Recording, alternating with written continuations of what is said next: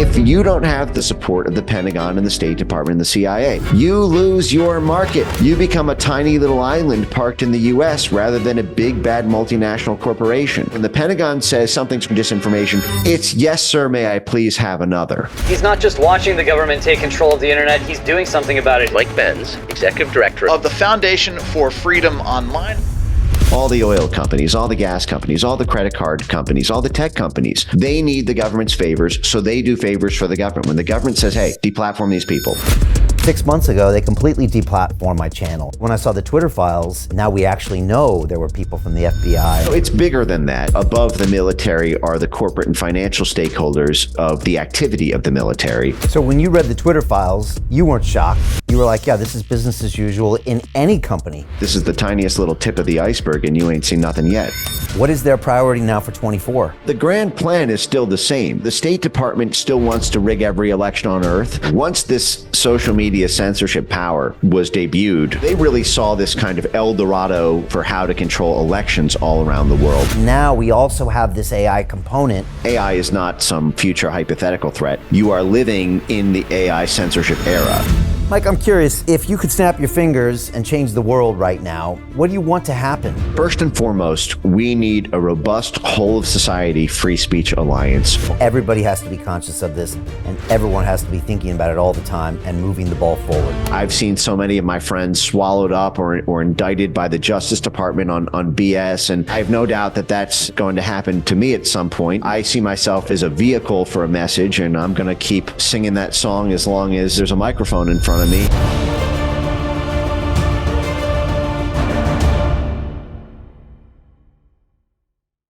Hi, it's Brian Rose from London Real. You probably know that we've just recently been re-platformed on YouTube after 25 months completely in the dark.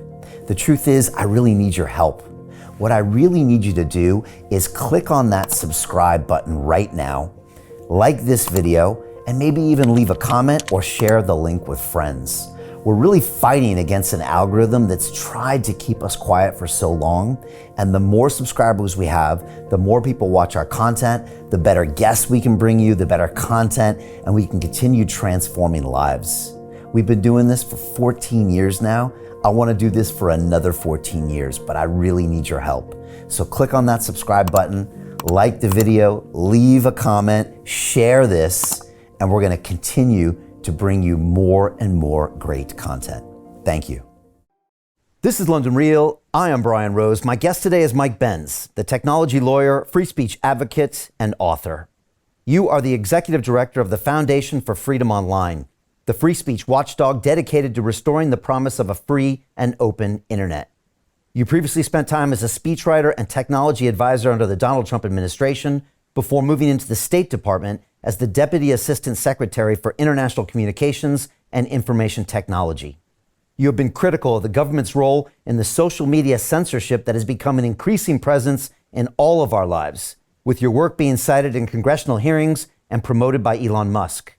Ultimately, you want people to take a stand for freedom of speech, freedom of expression, and the free exchange of ideas online. You believe that we are witnessing a blatant inversion of democracy that will dangerously increase as we head into the election season. Mike, welcome to London Real. Thank you, Brian. I feel like I've just read the tarot card. This is that I couldn't have expressed, I think, what I stand for better than that introduction. The only thing that I would add is that the author aspect is an in-process thing. The book that I've been writing for 8 years is still in the unpublished phase, but it is the subject, I think, of what we're talking about, weapons of mass deletion, and how AI censorship came to dominate speech on the internet and entrapped even organizations like your own. Wow. Well, that's going to be a must-read for sure. And look, I can't wait to jump in here, Mike. You just have some really novel and fascinating and, quite frankly, terrifying ideas and concepts and revelations. And I can't wait to jump into it. But I'd love it if we could look through the lens of my experiences at London Real, because when I read your breakdown of kind of the censorship apparatus, going back even to the 40s, but then going up to the 90s and the noughties and then the teens, it weirdly parallels my experience on London Real. And I want to give people maybe a quick synopsis of what happened here. And then I want to get maybe your thoughts of what was actually happening. Because here I was, an ex-banker. In 2011, I decide I want to be the next Joe Rogan, right? Or the Joe Rogan in London. And I quit my job as a banker, and I literally set up in my kitchen and I started talking to people and putting it on YouTube. Like, that's literally what I did. There was no business model. There was no nothing. I was an introvert. I had no experience in broadcasting, but I felt a need to do this. And everything was great. And we were broadcasting along and building our brand. No one had heard of a podcast really in the world, definitely not in London. And we started getting a bigger and bigger audience. I always was waiting and hoping to get recognition from mainstream media. It never really happened. But we slowly grew and grew and grew, and maybe even built or helped build some of these networks as we produced this content that was consumed on them. Now, clock into 2020, 9 years later, I am broadcasting on April 6th. I have the second largest YouTube live stream in the world, and I have a 70-year-old man in the chair that's asking questions about lockdowns and distancing and masks and talking about these potential vaccines that we couldn't even see coming. And Mike, 30 minutes after that video that would have been gone on to be watched, the most watched video podcast in history, it was trending to beat the, at the time, Joe Rogan, Elon Musk 40 million number. That video was deleted and banned on YouTube. I had been broadcasting for 9 years, Mike, and I had never had that happen once in my life. And my initial reaction was bewilderment and then anger, because I grew up in America and this felt like a fundamental right that was being taken away from me. And again, I'd never experienced it before, ever. And that started a huge fight between us and YouTube and a lot of the technology platforms who continued to ban our content, shadow ban us, actually ban us.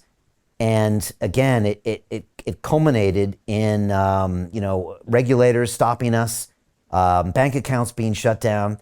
And that was all of 2020. And then 6 months ago, we were finally permanently deplatformed from YouTube. And so for us, it was a pretty shocking thing to happen. But now that I look back on what happened, Mike, through the lens of what you have seen happen over the last couple decades, it seems really obvious to me that it got to a point where potentially our messages were maybe starting to conflict. And so that's been our story here. We have continued to broadcast, but it's been continuing to be a struggle out there. And once I read the Twitter files and then learned more about what you do, I would love to get your thoughts of kind of what I experienced maybe in the early days when these media platforms were being used to get ideas out there, and then later, how they were actually being used to silence people. And so I'm curious, Mike, if you see things that I might not see in my story, because here I am, I don't really see what's going on the outside, and yet it seems like you have a good perspective of what was going on the outside. Yeah, well, the timing of that's really fascinating. You mentioned it was April 2020, right? That was when that interview was that Correct. Sort of got the first crack in the dam. Well, that happens to coincide exactly with the April 2020 Graphica report on how to stop conspiracy theories about COVID from floating around on the internet. Graphica is a Pentagon cutout. It was born in the Minerva Initiative. The Minerva Initiative is the Psychological Warfare Research Center of the Pentagon. Graphica itself has gotten $7 million in Pentagon contracts. Prior to COVID, they were principally helping the Pentagon identify social media narratives in conflict zones where the CIA and the Pentagon were operating. The chief strategy officer there had spent 25 years at the CIA. They basically did that military and intelligence social media network mapping work that became so pivotal in the run-up to and after the Arab Spring. Then they were repurposed for COVID censorship starting in December 2019. Between January 2020 and April 2020, they spent 4 months doing a detailed social media mapping of all voices, all political movements, all sort of highly influential media channels, all across NATO, US, UK, Canada, and then into Central and Eastern Europe. identifying all the influential voices and what they were saying to the extent that it was heterodox with official government messaging on COVID. They published this in April 2020, along with a roadmap on how to silence these voices on social media. And I would actually love to go back into that report and see if London Real is mentioned. Although, like I said, that was the same month that was published that you apparently had your messages taken off the internet.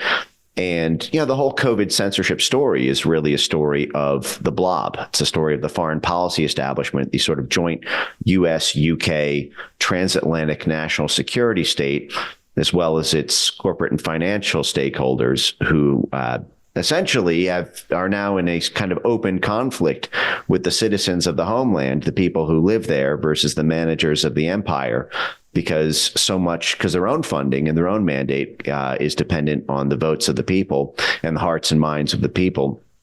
So in order to keep the people controlled, in order to keep the money flowing and the mandate flowing to them, they have become extremely active in control over social media, because now social media is where even the reach of legacy media is. So, I mean, there's a whole lot more there. But, the first thing off the top is April 2020 happens to immediately coincide with when the consensus started to form within the foreign policy establishment around the necessity of censoring alternative views on COVID-19. May I ask also, did you cover COVID origins in addition to vaccines on that discussion? Yeah, we pretty much covered everything. I mean, in time, we would cover everything. And when speaking with that guest, yeah, I think at the time we started talking about, Wuhan and all the rest. I mean, we were covering a lot of things.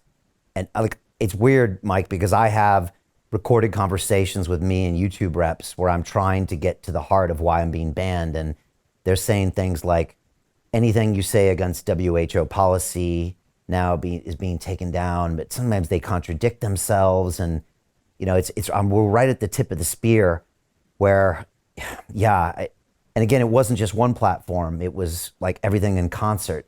And I'm not a conspiracy theorist. Like I always say, I leave that to my guests.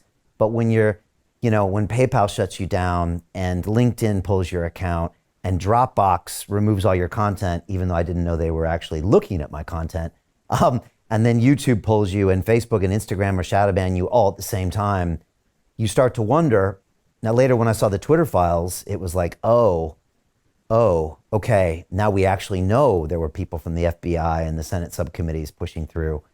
But when you talk about this blob, that's the first time that I've ever heard anyone really talk about it in real terms, that there are these real groups that are out there really trying to push this narrative.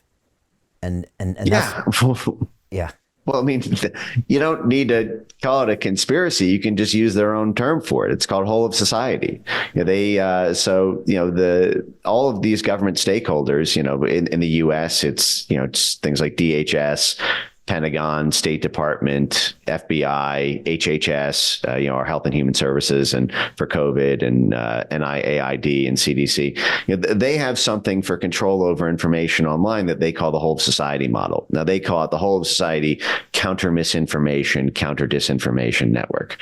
But they don't mean countering it with counter speech. They mean countering it by getting all the other aspects of the whole of society network to censor it.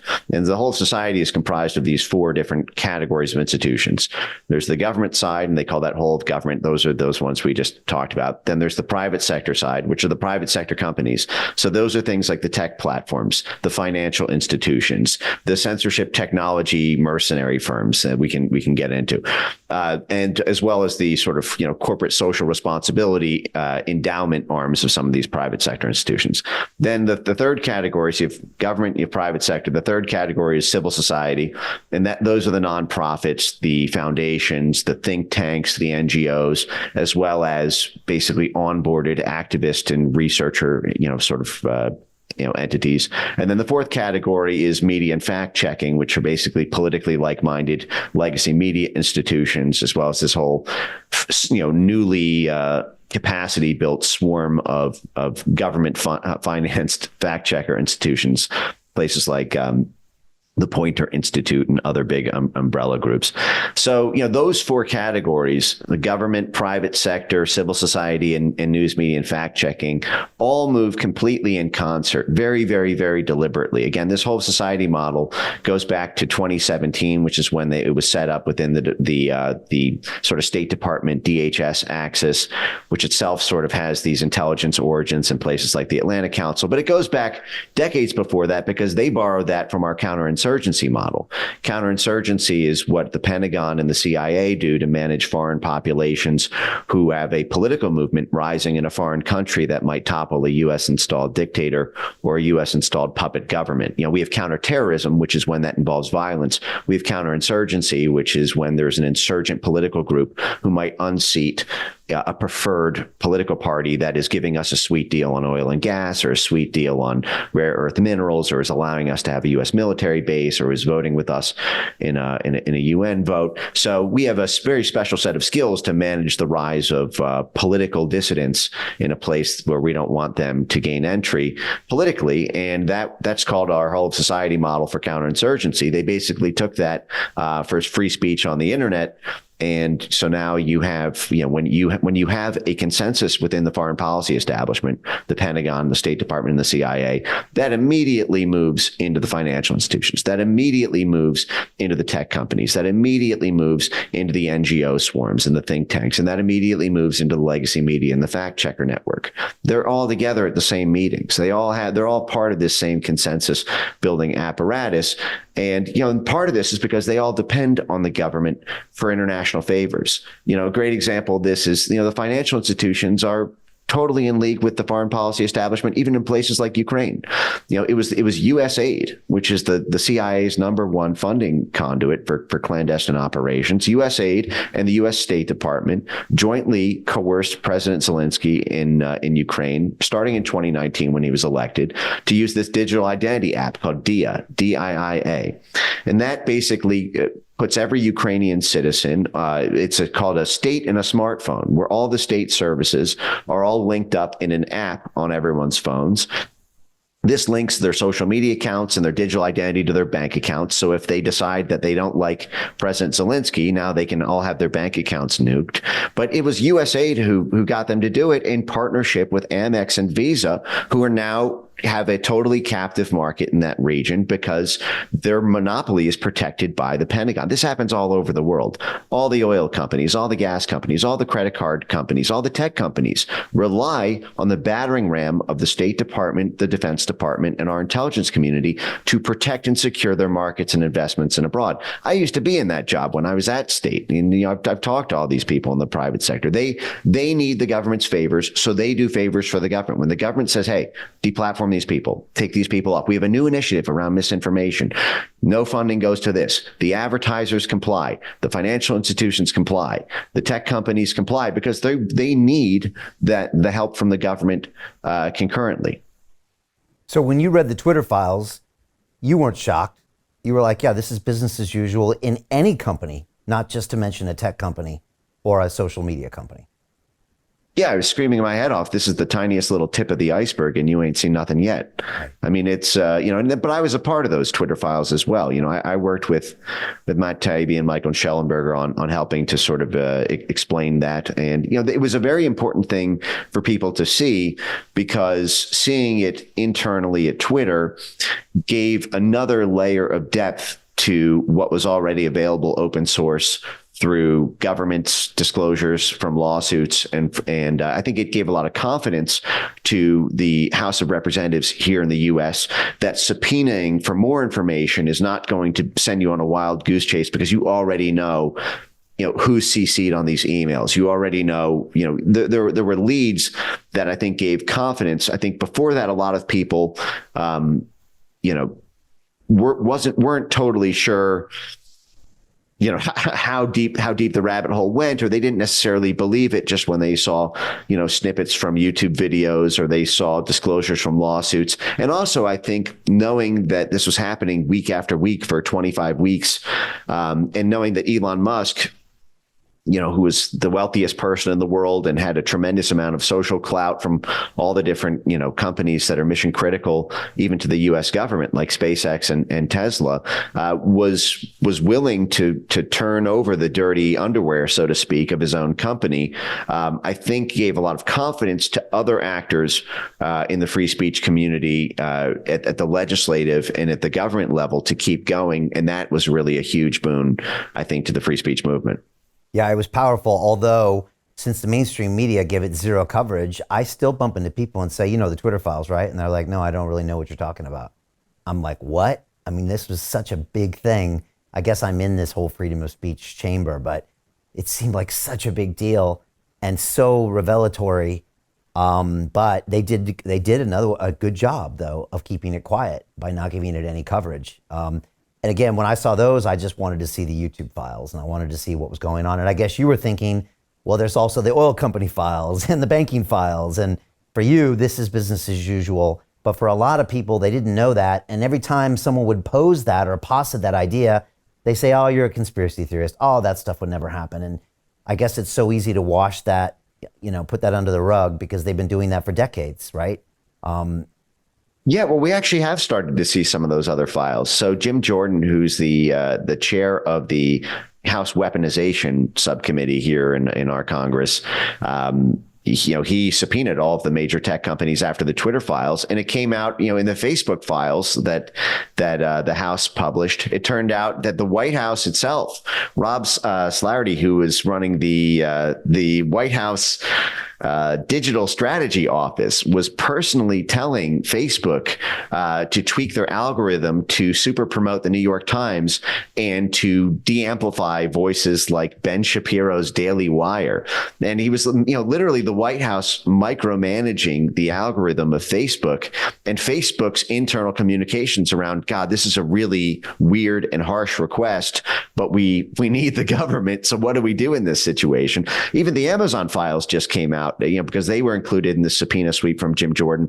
And it turned out that the White House was telling Amazon to ban books that were critical of COVID-19 orthodoxies. So, you had top-down government, manual book burning digitally. What about Google? I got a big beef with Google because they broke my heart. I put everything into my YouTube channel, and I have a new documentary film called We Will Not Be Silenced that is actually winning awards and film festivals all over the world. We've won 20 film festivals. I'll actually be in Myrtle Beach next month for a screening of the movie, and I'll be there for a freedom of speech symposium with Dr. Robert Malone. I'll be there with Dr. David E. Martin and Robert Kiyosaki, who's a good friend of mine. We should get you up there as well, Mike. And we'll be talking about these issues.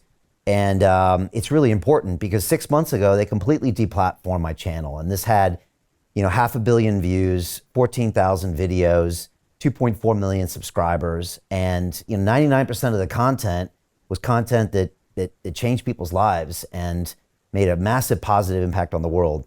And 1% of it was quote unquote medical misinformation.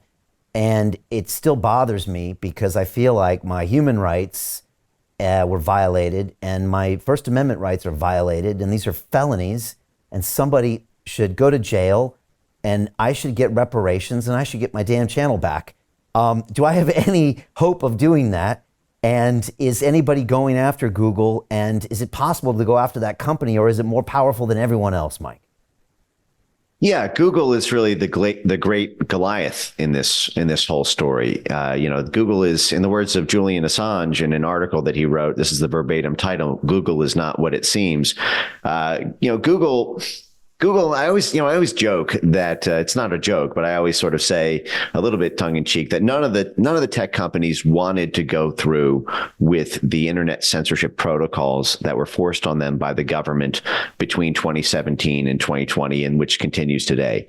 Jack Dorsey didn't want to deplatform President Trump. He came out later and said it was a business decision. They were forced to do it. Mark Zuckerberg said in 2019 in a speech in San Jose that the pendulum of censorship had swung too far, and that he wanted to swing it back towards freedom of speech, and then ended up censoring more than ever because of the sort of government-induced coercion that continued on him. The one exception to this is Google. Google did not have to be prodded too hard to do this. They, I think, did it gleefully. And part of that is because Google really is an extension of the foreign policy establishment itself. There's a much clearer line between Twitter and the U.S. government, and even between Facebook and the U.S. government, than there is between Google. Google itself started, as a CIA NSA project in a certain respect. I mean, now I don't think that Larry Page and Sergey Brin would agree with that characterization. It's a bit glib, but the fact is Google started in 1996, and it started because of the work that was done in 1995 out of a DARPA grant that the two founders had at Stanford when they were PhD students working on, the backbone architecture of Google, which was again funded by DARPA, the Pentagon, and specifically a joint CIA NSA program called the Massive Digital Data Services Program at DARPA, which was this joint CIA NSA data collection sweep to try to see how, quote, birds of a feather were flocking together in the newly privatized internet. So, in 1991, the World Wide Web came out, and Web 1.0 was forums and blogs and static.com websites. And these were immediately piped into dissident groups around the world that were being funded by the CIA and were being liaised with the State Department and were being instrumentalized by the Pentagon in order to help those dissident groups develop their own independent media and communication channels in countries where there was state control over media. So it allowed them to basically popularize their ideas and create a critical mass to overthrow a government that the CIA and the Pentagon, the State Department wanted deposed, so to speak. So in order to track the spread of that information, to see how political groups are using this newly open internet, there was this birds of a feather flocking together program that Larry Page and Sergey Brin were a part of in 1995 at Stanford. And Stanford is now continues to be the number one place where they were the number one place for digital freedom in the 1990s and 2000s. And they were one of the 4 universities that, when DARPA turned over the internet to the National Science Foundation before the World Wide Web, Stanford was one of the 4 central university nodes in that web. Today it's actually the Stanford Internet Observatory, which is this kind of CIA hotbed within Stanford that was largely responsible for so much of COVID censorship. They started something called the Virality Project, which chopped up 4 different categories of COVID dissent. And then we talked about COVID origins. And we talked about COVID mandates or lockdowns or masks, or even conspiracy theories about individuals like Peter Daszak or Tony Fauci were all being tracked by this, essentially CIA State Department cell within Stanford that captured hundreds of millions of social media content using their, sort of AI powered, toolkit that we might get to. These are the weapons of mass deletions that I talk about. But essentially, Google started out that way. They started out, being powered by the CIA, the NSA, and the Pentagon. The only reason that they had the amazing tools that they did, like Google Maps wasn't this, amazing project that Google came up with. They bought the keyhole satellite technology for Google Maps directly from the Central Intelligence Agency. That was a CIA satellite software that they purchased. The CIA hadn't come up with that. Google wouldn't have it. And Google became a military contractor in 2004, the first year they went private. They were always an arm of the national security state. They always had their monopoly because they were protected by the U.S. government. There was never daylight between government and Google. And in fact, the very start of the censorship industry really comes from Google. It was Jared Cohen who was the man who, in many respects, is sort of the godfather of the censorship industry. This was. Do I have time to go off on this? Please. I'm finding this fascinating. Yeah. So the way we did dirty tricks in the 20th century in the U.S. empire, and by the way, you can make the argument that this was all for the good of the world at the time. I don't necessarily, believe that, but I think that there are schools of thought that say, you need a Department of Dirty Tricks because it's a mean world out there. And if you don't do it, somebody else will. And you could argue as a U.S. citizen that it redounded to the benefit of the U.S. The reason that we had cheaper gas than Europe or other countries is because we had domination over oil and gas, which was made possible only because of our dirty tricks powers from the Pentagon, the CIA. Same thing with our export markets. We had Bethlehem Steel, and how could we export steel to all these other countries? Well, we pried them open using our, Department of Dirty Tricks, so to speak. It wasn't all arm's length trading. It was getting favorable governments in place by overthrowing governments who resisted us. My beef with this comes, and I'm saying this because, wearing my diplomat hat, I think it's important for people to know I'm not just opposed to all this on principle. It's because it was weaponized against U.S. citizens. And they did the same tricks to us starting in 2016 when they didn't like who we were voting for because they didn't like, the way we were using the internet and who we were supporting online to circumvent legacy media. But anyway, going back to Google, we ran our diplomacy and statecraft operations, our intelligence underworld, through embassies, consulates, and CIA station houses for the entirety of the 20th century. From the 1940s through, basically the early 2000s, everything was done. If we wanted to overthrow a government in Iran, for example, we would have an embassy set up there. We'd have consulates, we'd have CIA station houses, and we'd work with dissident groups manually in an analog fashion, or in Tunisia or in Egypt, as we saw with the Arab Spring. With the rise of social media in 2004, you had Facebook 2004, you had YouTube 2005, you had Twitter 2006, and then you had the smartphone in 2007, which made it really ubiquitous and mobile. There began to be a new power for running covert operations, for running regime change at a scale that never existed in the analog era. And this becomes a Google story because of a guy named Jared Cohen, who was this whiz kid who I think at the age of something like 26 was recruited to basically the inner sanctum of coordinating State Department and CIA operations within the State Department. It's the policy planning staff. This guy was a Republican. Cohen was a Republican pick from Condoleezza Rice. So a Bush Republican political appointee. And he looked around in his late 20s. He had done a lot of work. He had created something called movements.org. And, had this whole sort of Rhodes Scholar network where he had been embedded within these sort of Middle East, North Africa groups as a kid. And, a lot of what the CIA and State Department do for revolutions is working with youth movements, student groups, young people, because they provide the rent-a-riot street muscle that is necessary for the end stage of running the actual government out of office.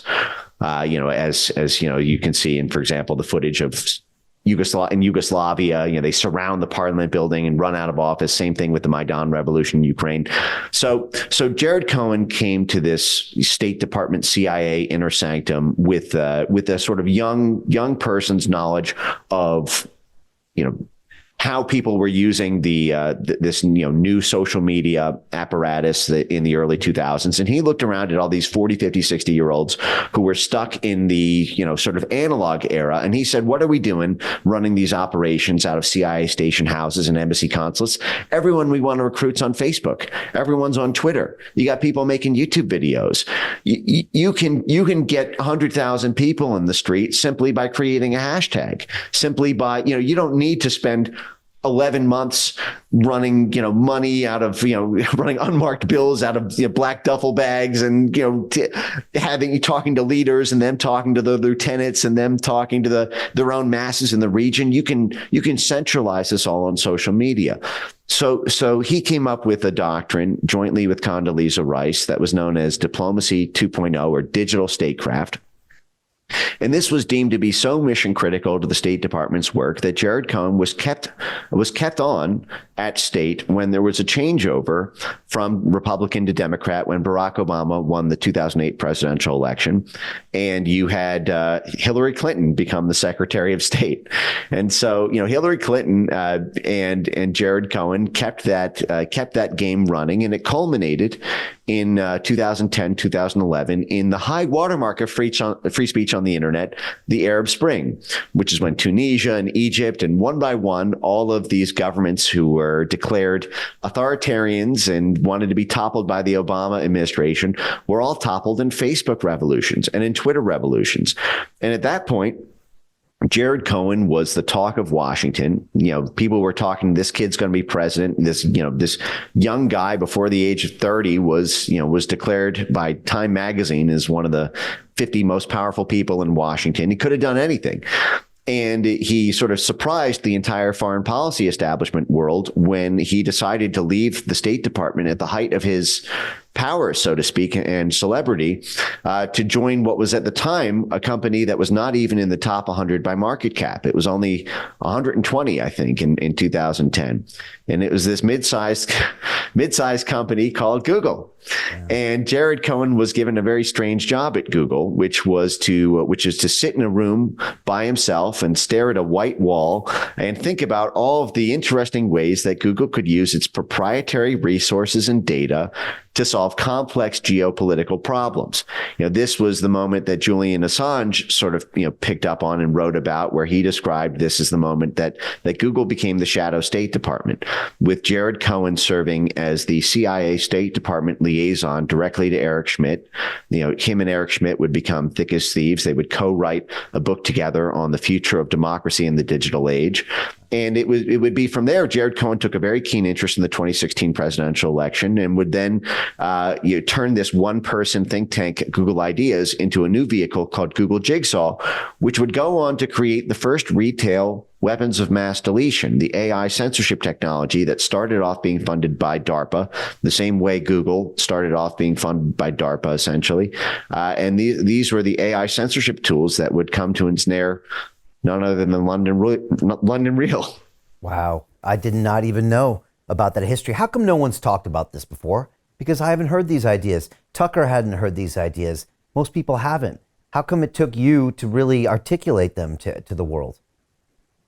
Well, I've been screaming about them to the top of my lungs for eight years. I think what it's taken has been a couple of sort of strange, fortuitous bounces in geopolitical affairs and in the natural sort of momentum it takes for things to break through, in the sense that, when I first started talking about this in late 2016 and 2017, and I said, look at these DARPA grants, look at this thing called natural language processing, which basically treats online speech on the internet like a chess position, looks at moves and allows you to micro-target every different misinformation community in the world. This is going to wipe out, all speech on the internet that's opposed to the Pentagon priorities.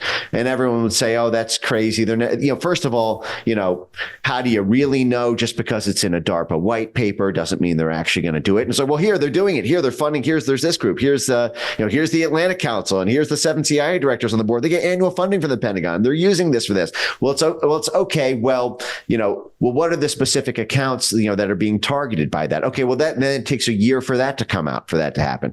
And at the time, people didn't want to believe, by the way, any of this was happening for the first 3 years. When I was in the White House talking about this and doing my morning Mecca between the first and third floor, telling everybody, that the sky was falling down. I was Chicken Little. It was people didn't want to even think this story was possible because of how much it would require inverting the pretty little world and the little comforts they could take, thinking that they could take on internet censorship at a much easier level. I'll give you a great example of this. Is the Trump administration, and I'm not casting aspersions on this, by the way. The administration has to deal with a whole different set of pressures that I didn't have to deal with, dealing with the donors and dealing with, coalitions and alliances in Congress, and then dealing with the base and messaging and 12,000 other issues on both domestic and foreign policy. It's easy to understand the instinct that I think that the Trump White House had, which was, if what you're telling me is true, we can't stop this anyway because of all the other things or other balls that would have to drop, or because we need favors from this coalition for this and that. So in 2019, 2020, there was something very fashionable around something called Section 230. You may recall this. This was basically a protection from defamation and other kinds of tort liability, a safe harbor that was given to internet platforms if they were independent and neutral, that distinguished them from publishers. So, for example, social media are said to be platforms rather than publishers under this Section 230 law, because if I make a tweet that, say, hypothetically defames another person on Twitter, for example, then someone could sue me for defamation, for example, on that, but can't sue Twitter just for hosting that platform, only because Twitter is under Section 230 deemed to be a platform rather than publishing it, that my tweet itself. So if the New York Times were to have said the same thing, someone could sue the New York Times. But if the New York Times puts that same article on Twitter, then Twitter won't be held liable, only because of this platform publisher distinction. The New York Times is a publisher. Twitter is simply hosting that. So, it became very evident in 2019, 2020, after, 2017 was when this consensus building architecture really came out. 2018 was when it all started to really get set up. 2019 is when it really started to snowball and heads started to fall, online, from the political censorship of early 2019 into the COVID censorship that would happen starting in December 2019. And so, Section 230 was sort of, had a lot of attention in the early days in 2019, 2020, even 2021, because if you could simply say, hey, you know what, these Twitter, Facebook, YouTube, you guys have become publishers now. And so we're going to remove your safe harbor because you're making editorial decisions about what is postable on your platforms in the same way that publishers do. You are really a publisher now, because I can't publish freely on your platform if I'm a COVID dissident, or I don't believe mail-in ballots are safe and secure, or I've got this, this perception on things like immigration or other things that were deemed to be, hate speech or misinformation. So there was a very strong argument to be able to, repeal those Section 230 protections if you could solve the complex sort of legislative Chinese finger trap of it all. And so there's a natural desire, I think, for people to want to focus on easy solutions at the legislative level that wouldn't require them to do trench warfare, hand-to-hand combat with the Pentagon or the State Department or the CIA or 10,000 different NGO institutions on USAID or National Endowment for Democracy payroll, or to sort of. No one wanted to stare directly into the sun. No one wanted to believe it. And so, I think it took, until late into, once the cancer had already metastasized, for people to actually come to grips with what they were actually up against. Wow. You've said before, quote unquote, what I'm describing is military rule. That's a strong statement, Mike. What do you mean by that? Well, it's bigger than that in the sense that, above the military are the corporate and financial stakeholders of the activity of the military. The military itself, is run by a sort of general class. And, in second or third world countries, we call them juntas. In the U.S., we simply call them, 4 stars, or, the sort of Mark Milley class. But, above that are the corporations and financial stakeholders who essentially provide the choice and the staffing of that. So, the military is not necessarily where the money is. The reason you become a multimillionaire as a 4-star general isn't because of your salary, while working for the military. It's the work that you do after that, when you go on to be an advisor or a member of the board and get a big equity share in Boeing or Raytheon or BAE Systems if you're in the UK.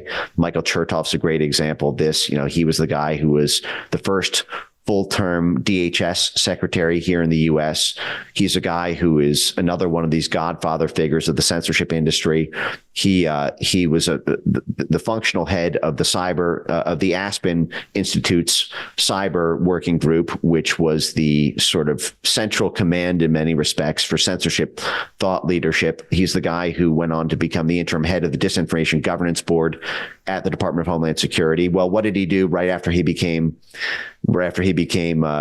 left government under the Bush administration running DHS? He went to become the chairman of BAE Systems, which is UK's equivalent of Boeing, Raytheon, and Lockheed Martin combined. BAE functionally runs the British Ministry of Defense. And Chertoff also started a private sector group called the Chertoff Group, which does a lot of this geopolitical advisory group. And, one of the first people they picked up there was General Michael V. Hayden when he retired from being the head of the CIA, the head of the NSA, and being a 4-star general for the U.S. government. So you have this rotating class between the military and the corporate and financial class. But, when I refer to military rule, it's because the military is essentially doing the dirty work of the corporate and financial class. They're essentially the executioners of the judicial edicts coming from that corporate and financial aspect of the blob. And the military does a lot more than just straight military. We have 4 theaters of war, and according to U.S. military doctrine, we've got the strategic, which is, the sort of grand strategy for how to win militarily. We have the tactical, which are the specific operations. The third category. To continue watching the rest of the episode for free, visit our website, londonreal.tv, or click the link in the description below.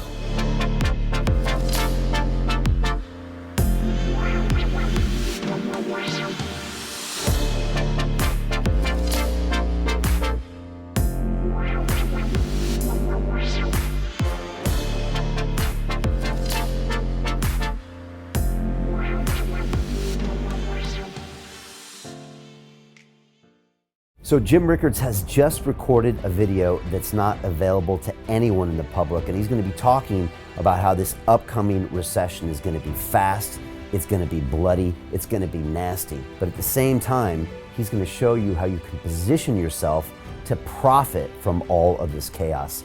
Now, we've made this video only available to our viewers. Go to londonreal.tv/Jim. Watch that immediately. I can't say enough good things about Jim Rickards. He understands the global economic system better than any guest I've ever had on London Real. His predictions are almost uncannily true, and you can learn how to profit from his vision, from his expertise, and his understanding of economics. So go to londonreal.tv/Jim or click the link below. It's an excellent, excellent look on what's going to happen in the future and how you can position yourself to profit from that.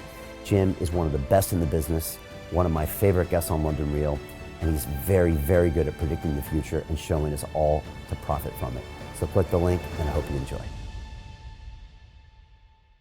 Hey, it's Brian Rose, founder of the DeFi Academy. I've told you my 4-week crypto bootcamp is amazing, but don't take my word for it. This is what my students are saying. The DeFi Academy was an amazing experience for me. It took me totally out of my comfort zone. In this course, I was challenged, I was held accountable, and pushed to do things that honestly weren't always easy. It's been phenomenal, and I can't believe we're already up on our 4 weeks. It has flown by. Going through this DeFi accelerator by far was one of the best courses I've taken. You do this course, you really get into the nitty-gritty of the activities that will make you comfortable with decentralized finance. Thank you so much to Brian and everyone at London Real and the DeFi Academy for even putting together an amazing course like this. Anybody else that wants to do it, please sign up. It is well worth the money. Most people will never see this opportunity. Dubai luxury transformation projects have historically delivered 40 to 90% annual returns. That is incredible. These were once reserved only for insiders with access. I spent 15 years on Wall Street, and I learned this. The biggest returns always go to the people who get the call first. Now, you finally can. We've just received a brand new project with major upside potential. Allocations move fast. Click the link, apply now, and speak to my team. This is your chance to see what others never will.